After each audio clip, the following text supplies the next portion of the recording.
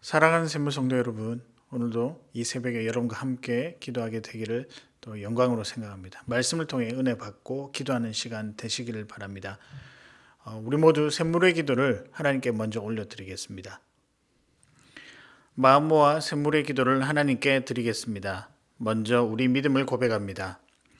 할렐루야, 우리 하나님을 찬양하는 일이 선함이여 찬송하는 일이 아름답고 마땅하도다. 아멘. 언제나 우리와 동행하시는 임마누엘의 하나님, 우리에게 주어진 모든 것이 하나님의 은혜임을 고백합니다. 올 한 해도 선하심과 인자하심으로 지켜주신 주님을 찬양합니다. 고난 중에도 잠잠히 주님을 바라는 믿음으로 기도하며 즐거움 중에도 하나님을 향하여 찬송하는 성숙한 성도 되게 하소서. 예배와 교회를 위해 기도합니다. 여호와께 그의 이름에 합당한 영광을 돌리며 거룩한 옷을 입고 여호와께 예배할지어다. 아멘. 예배의 주인 되신 하나님, 세상에서 가장 존귀한 자리로 우리를 초청하여 주신 은혜 감사를 드립니다. 아버지의 이름을 거룩하게 하시고 예배 가운데 영광 받아 주소서. 모든 성도가 하나님을 향한 경의를 품고 합당한 자세로 예배하게 하소서. 일상 가운데 그리스도의 몸된 교회로서 자녀의 품위를 지키는 지혜도 허락하소서. 목자를 위해 기도합니다. 그러므로 하나님의 능하신 손 아래에서 겸손하라. 때가 되면 너희를 높이시리라. 아멘. 우리의 참 목자 되신 예수님, 목장을 위해 수고하는 목자들을 주님께서 기억하여 주소서. 사람을 섬기는 복된 직분을 감당하게 하시니 감사합니다. 즐거워하는 자들과 함께 즐거워하는 기쁨을 누리게 하시고 우는 자들과 함께 울 수 있는 귀한 마음을 주소서. 목원들을 섬길 때 풍성함을 맛보게 하시며 늘 성령으로 충만케 하소서.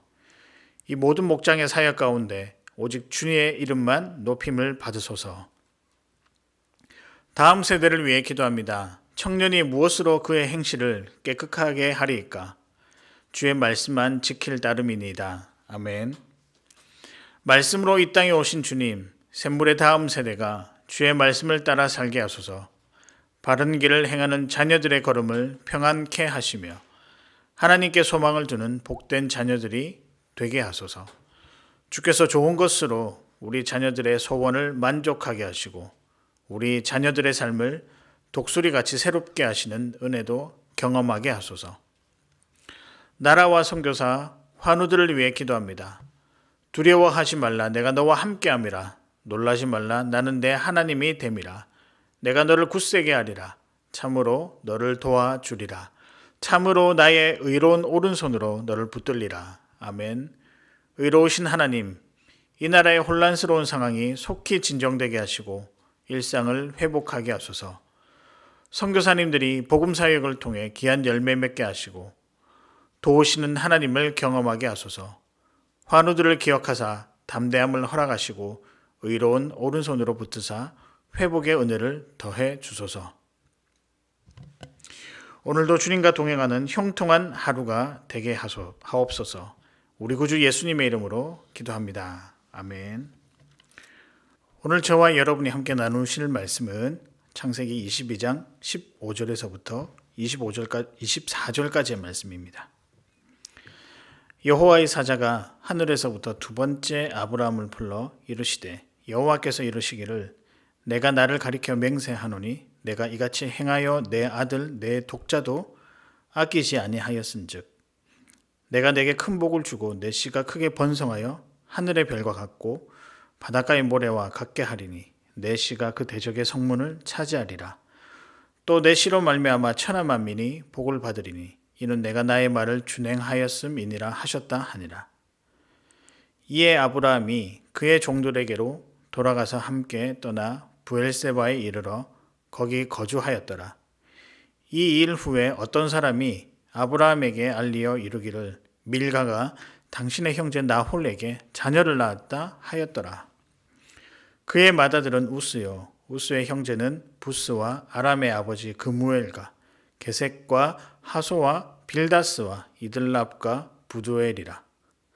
이 8사람은 아브라함의 형제 나홀의 아내 밀가의 소생이며 부두엘은 리브가를 낳았고 나홀의 첩 르우마라 하는 자도 데바와 가함과 다하스와 마가를 낳았더라. 아멘.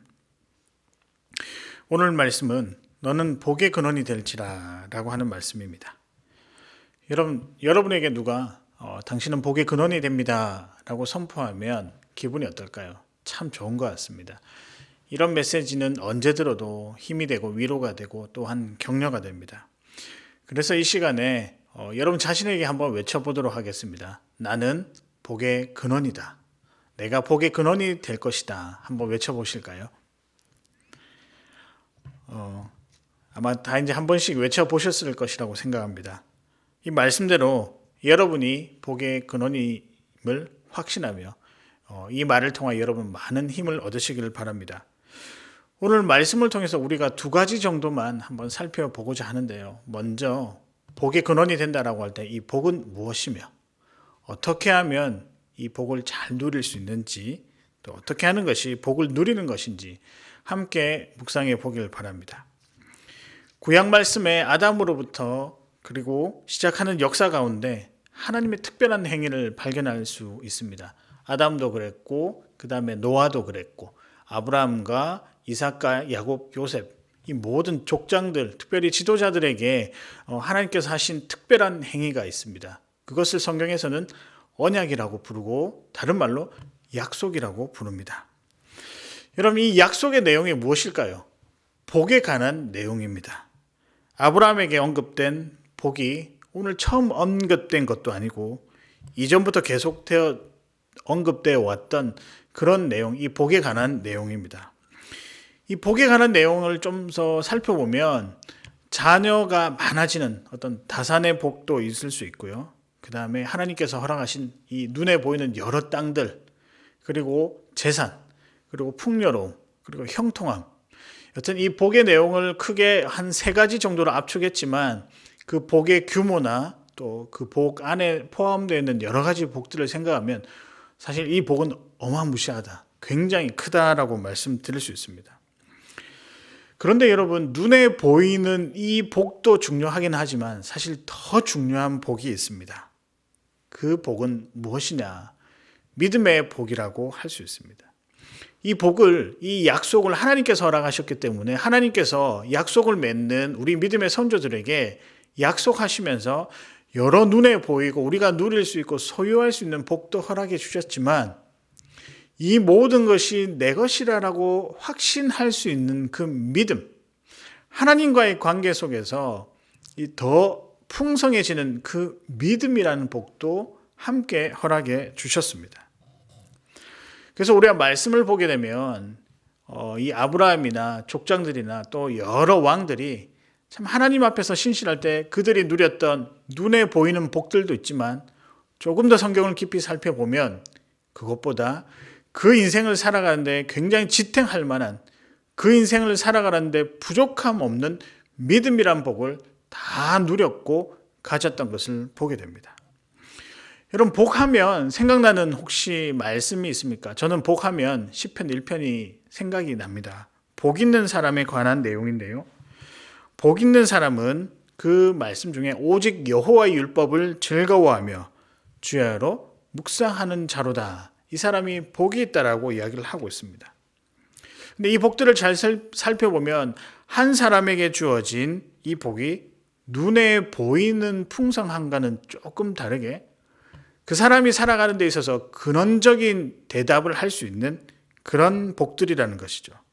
즉, 이 복을 통하여 악인과 죄인의 모습이 아니라 의인의 모습으로 살아가며 또 의인이라고 칭함을 받게 되고 죄인들과 함께하는 삶이 아니라 하나님과 함께하는 삶이라고 분명히 나와 있습니다. 이것이 복이라고 나와 있습니다. 그런 의미에서 볼 때 복은 무엇인가? 하나님을 향한 믿음, 하나님께서 허락해 주신 믿음이 복이다라고 할 수 있습니다. 그래서 복을 받는다. 이것은 하나님께 믿음을 받는다는 것이며 이 믿음으로 살아가는 인생을 복된 인생이다라고 말씀드릴 수가 있는 것입니다. 이런 말씀을 드리면 어떤 분들은 실망하실 수도 있습니다. 왜냐하면 아브라함 당시에 누렸던 그 풍요로움 지금도 우리가 누리고 싶어 하기 때문입니다. 우리도 땅도 많았으면 좋겠고요. 재산도 많고 자녀들도 많아서 이것이 나에게 힘이 되고 권력이 되고 명예가 되고, 그래서 이런 것도 한번 좀 누려보고 싶다, 그런 생각들을 많이 하는데 왜 지금은 그때 당시만큼 복을 누릴 수 없을까, 굉장히 아쉬워할 때가 있습니다. 그러나 여러분 생각해 보셔야 할 것이, 이 아브라함이라는 사람이 누렸던 이 많은 복이 모두 자기의 것이 아니라는 것입니다. 다른 말로 표현하면 영원히 소유할 수 있는 것이 아니라는 것이죠. 그런 의미에서 아브라함을 복의 근원이라고 부를 수 있는 것은, 이 눈에 보이고 한계가 있는 소유물을 가지고 그냥 살았던 그것보다 더 영원하고 더 정확하고 더 확실하고 더 근원적인 복을 그가 가졌기 때문에 그가 복의 근원이라고 또 평가받을 수 있었던 것이라고 생각합니다. 여러분, 그래서 이 아브라함이 믿음의 조상이라고 평가하잖아요. 그가 받았던 복은 여러 가지 우리가 누릴 수 있는 복도 있지만 제일 중요한 믿음의 복을 받았다. 이 믿음의 복은 지금도 죽어서 영원히 소유할 수 있는 하나님 주신 선물, 이것을 아브라함이 받았다는 것입니다. 그런 의미에서 볼 때 아브라함은 정말 귀한 복을 받고 있지 않나라는 생각을 해봅니다. 그렇다면 이 믿음의 복을 어떻게 하면 누릴 수 있을까요? 이 믿음이라는 복을 어떻게 하면 더욱더 우리 삶 가운데 강렬하게, 그리고 아주 의미 깊게, 그리고 가장 은혜스럽게 경험할 수 있을까요? 오늘 말씀을 통해 드리고 싶은 핵심 내용인데요, 순종입니다. 어떻게 하면 믿음을 잘 누릴 수 있을까? 이 믿음이라는 복을 잘 또 우리가 경험할 수 있을까? 그것은 순종이라는 것이죠. 그 방법이 무엇이냐? 순종이라는 것입니다. 여러분, 어제 읽었던 본문 22장 1절에서부터 14절은 성경의 역사 가운데 가장 극적인 장면입니다. 그리고 반전 중에 반전이라고 생각하는 그런 장면입니다. 아버지 아브라함이 아들 이삭을 제물로 바치는, 실로 인간의 입장에서 볼 때는 정말 어처구니 없는 일입니다. 그런데 오늘 이 사건에 대한 평가가 15절에서부터 19절에 나와 있는데요, 평가는 간단합니다. 아브라함이 어떤 사람이냐? 순종의 사람이다. 이 순종 때문에 또 어떤 사람이 되었다고요? 복의 근원의 사람, 복의 근원이 되었다라고 평가하고 있습니다. 여러분, 좀 아이러니하기는 합니다. 왜냐하면 자식을 죽이는 일에 앞장섰는데 이것이 순종이라고 하며 또한 복의 근원이라고 평가하니 조금 우리가 혼란스럽기도 합니다. 조금 더 살펴보겠습니다. 16절과 18절에 이런 표현이 나오는데요, 내 아들 내 독자도 아끼지 아니하였은즉 내가 나의 말을 준행하였음이니라. 하나님이 독자 아들을 제물로 바치라고 하니 아브라함이 믿음을 가지고 바쳤습니다. 여러분, 이게 그냥 이렇게 바쳤으니 참 너가 믿음의 사람이구나 라고 평가할 만큼 단순한 사건일까요? 아브라함의 소유 중에서 그 어떤 것과도 바꿀 수 없는, 감히 바꿔서도 안 되고 할 수만 있다면 손대고 싶지 않은, 그냥 가지고만 있어도 행복한 소유, 그 가장 귀한 소유를 아브라함이 하나님의 말씀에 따라서 어떻게 했다고요? 순종했다는 것입니다. 단순히 귀한 것을 내어놓아서 아브라함이 순종의 사람으로 평가받은 것이 아니라 유일한 것, 절대로 내어놓을 수 없는 것, 그 어떤 것도 바꿀 수 없는 그 아들을 내어놓았다는 것. 여러분, 여기서 그의 순종이 평가받고 있는 것입니다. 우리가 이런 결론을 내릴 수가 있습니다. 하나님 주신 복은 믿음이며 믿음은 곧 순종이다. 어떻습니까? 아브라함이 이런 삶을 살았기 때문입니다. 물론 여러분, 우리가 생각하기로는 그 아들을 바치는 그 과정에 있어서 그 아버지로서 느꼈던 여러 가지 어려움들은 우리가 무시하는 것이 아닙니다. 그럼에도 불구하고 그 아들을 바치기 위해서 모리아산까지 저벅저벅 걸어가는 그 가운데, 이 걸음은 도저히 믿음이 아니고는 행할 수 없는, 믿음으로 인해 순종하는 마음이 아니면 결코 행할 수 없는 모습, 하나님이 이것을 우리에게 원하셨던 것입니다. 여러분, 근데 이 삶을 하나님께서 무엇이라고 부르느냐? 복된 삶이다.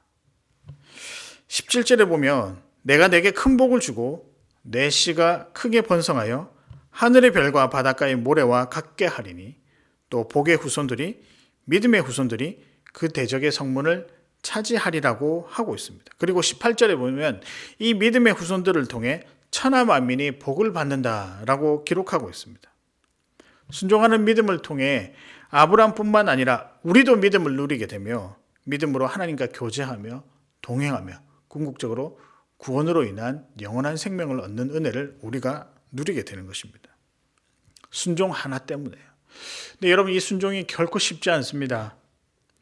분명 하나님을 믿는 행위이긴 한데 이 순종을 생각하면 쉽지 않은 이유, 조금 생각해 보니까 어쩌면 이것을 내가 반드시 해야 하는 일로, 내가 반드시 내게 주어진 어떤 하나의 의무라고 또 책무라고 내게 주어진 미션이라고 생각하기 때문에 이 일을 행하는 것이 어렵습니다. 왜냐하면 일로 생각하다 보니 이후에 반대급부가 있을 것이다, 보상을 해줘야 되기 때문에 그런 것들 생각하다 보니까 전적인 순종, 조건 없는 순종이 쉽지 않다라는 것이죠.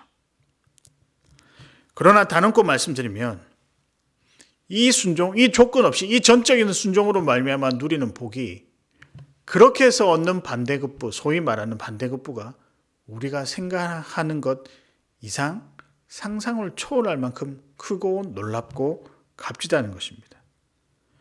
그런 의미에서 순종은 일이 아니라 믿음이라고 할 수 있습니다. 17절과 18절을 조금 더 살펴보겠습니다. 17절은 많은 자손들을 주실 것을 말씀하고 있고요. 그들이 어떤 역할을 하게 될 것도 복의 내용의 한 일부로서 설명하고 있습니다. 내 씨가 내 성문의 대적을 차지하리라. 그 대적의 성문을 차지하리라고 하고 있습니다. 믿음의 후손들이 대적의 성문을 차지한다. 어떤 의미일까요? 우리가 이 의미를 파악하기 위해서 창세기 3장 15절을 한번 살펴보아야 할 것인데요. 내가 너로 여자와 원수가 되게 하고 내 후손도 여자의 후손과 원수가 되게 하리니 여자의 후손은 내 머리를 상하게 할 것이요 너는 그의 발꿈치를 상하게 할 것이라. 원시 복음이라고 일컬어지는 부분인데요. 여자의 후손은 예수님을 의미합니다. 근데 더 나아가서 그 예수님의 후손들, 즉 우리도 의미한다는 사실을 여러분 아시겠습니까? 우리가 예수님의 믿음의 후손, 아브라함의 믿음의 후손입니다. 순종을 통해서 우리가 이 역할을 감당할 수 있는 성도가 되고, 성도가 모여서 교회가 되고, 교회가 모여서 그 교회를 통하여 하나님의 역사가 이루어지는 것입니다. 순종 하나 때문에, 어렵지만 믿음으로 행했던 순종 하나 때문에 교회가 되며 이 교회를 통하여 하나님의 역사가 이루어진다는 것입니다. 여러분, 이렇게 볼 때 여러분이 짧게 섬겼던, 길게 섬겼던, 잠시 섬겼던 그 순종으로 말미암아 하나님은 하나님의 역사를 진행시킨다는 것, 이 사실이 얼마나 크고 감격되는 사실일까요? 여러분을 통해 교회가 세워지고 복음이 전파되고 하나님의 말씀과 마음이 전파되어 영적으로 무너진 자들이 일어나고 세워지고 회복되는 일, 여러분의 말 한마디, 믿음의 기도와 믿음의 행위가 한 사람을 회복시키고 어둠 속에 빠져있던 영혼이 일어나는 이 얼마나 감격스러운 일들이 여러분의 순종, 믿음으로 인한 순종으로 인해 일어난 것, 우리가 많이 들었을 것입니다. 여러분의 믿음 때문에, 순종하는 믿음 때문에 여러분이 오늘 성경의 말씀대로 복의 근원이 된다는 것입니다. 18절도 마찬가지입니다. 여러분의 순종의 믿음을 어떤 사람들이 보고 그 믿음을 향하여 달려나가는 것, 하나님을 알게 되고 그들이 성도가 되고 다시 교회를 이루는 것이야말로 천하 만민에게 구원의 복을 전파하는 여러분이 복의 근원이 되는 놀라운 사실이지 아니겠습니까? 제가 목회자에서 그런 것도 있지만 저는 사람을 참 좋아합니다. 무엇인가 힘이 되어주고 싶고 또 도와주고 싶고 함께 즐거워하고 싶기도 하고 시간을 보내고 싶어 합니다. 저를 가장 힘있게 하고 감격되는 일은 무엇이냐? 어떤 한 사람을 가슴에 품고 기도했는데 또 말씀을 전해주면서 힘내라라고 격려했었는데 이 짧은 격려 한마디를 통하여 그 사람이 정말 힘을 내고 하나님 앞에 다시 돌아올 때, 여러분, 이것은 그 어떤 것도 비교할 수 없는 감격이 있다고 생각합니다. 그럴 때 제가 어떤 생각이 들겠습니까? 나도 복의 근원이 될 수 있구나. 물론 모든 과정에 성령의 인도하심이 있겠죠. 왜냐하면 우리는 연약하여서 우리 스스로가 복의 근원이 될 수 없다는 건 여러분 잘 아시지 않습니까? 그래도 작은 마음 하나로 부족하지만 내가 이런 행위를 통해, 내 이런 순종을 통해 내가 복의 근원이 될 수 있겠구나. 그렇다고 제가 아브라함처럼 아들을 바치는 그런 순종의 믿음을 가졌다라고 말씀드리기는 쉽지 않습니다. 왜냐하면 저에게 있는 금쪽 같은 딸을 하나님께서 바치러 가면 저는 도망갈 준비부터 할 사람인 것 같습니다. 그렇지만 아브라함에게 보여주셨던 이 믿음, 하나님께서 원하시는 것 같습니다. 이 순종의 믿음을 하나님께서 원하십니다. 성경은 우리에게 닮아갈 수 있도록, 그리고 이 보여준 여러 선배들의 믿음의 본을 분명히 따라갈 수 있도록 제시한 생명의 말씀입니다. 그래서 성령께서 우리에게 마음을 주시기 때문에 여기서 행했던 순종도 우리가 할 수 있을 것 같습니다. 그렇게 우리가 이 믿음으로 향하는 순종, 이 믿음의 순종을 도전해야 할 것입니다. 다시 처음으로 돌아와서 이 말씀을 드립니다. 너는 복의 근원이 될지라. 여러분이 복의 근원입니다. 이 복은 순종하는 믿음입니다. 믿음이라고 해도 되고 순종이라고 해도 되고 교차해서 사용해도 상관없을 것 같습니다. 이 믿음의 행위로 하늘의 복을 누릴 뿐만 아니라 이 복을 흘려보내는 여러분 되었으면 좋겠습니다.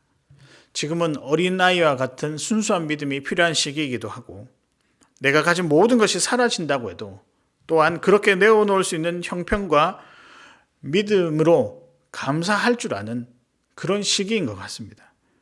그래서 매 순간 하나님 보시기에 합당한 살 수 있다면 그 삶을 선택하는 것이 오늘 우리에게 주어진 하나님의 인도라고 생각합니다. 여러분 그것이야말로 복된 삶이 아닐까요? 그래서 이런 삶을 살아가는 여러분이 저는 복의 근원이라고 확신합니다. 여러분이 밟는 한 곳, 또 여러분이 건네주는 한마디, 여러분이 잡아주었던 손으로 그 어떤 은혜과 따뜻함을 맛본 사람은 다 회복될 것이라고 생각합니다. 우리 주님의 마음이 여러분들을 통해서 흘러 들어갈 때 또 그 사람을 섬기는 순종의 믿음으로 다가갈 때 그 믿음이 전파되어 그 믿음으로 그 영혼이 회복되고 그 자리에 다시 일어설 수 있을 것이라고 확신합니다. 그래서 다시 한번 도전합니다. 여러분이 복의 근원입니다. 너는 복의 근원이 될지라. 이 말씀 새기시면서 살아가는 우리 귀한 성도 여러분 되시기를 주님의 이름으로 축복합니다. 이 시간 함께 기도하실 때 이렇게 기도했으면 좋겠습니다. 하나님 우리가 복입니다. 복이 되기 원합니다. 부족하지만 하나님 저를 사용하여 주시옵소서. 두 번째는 내일 거룩한 주일입니다. 예배를 사모하며 기대하는 마음으로 또 은혜 받는 마음으로 나올 수 있도록 기도해 주시고요. 마지막은 코로나 상황이 참 여의치가 않습니다. 매 순간 우리 하나님께서 건강을 지켜주셔서 회복되게 하시고 또한 아픈 자들이 있다면 낫는 은혜가 이 가운데 있을 수 있도록 우리 공동체에 있을 수 있도록 기도하시고 자유롭게 돌아가도록 하시겠습니다.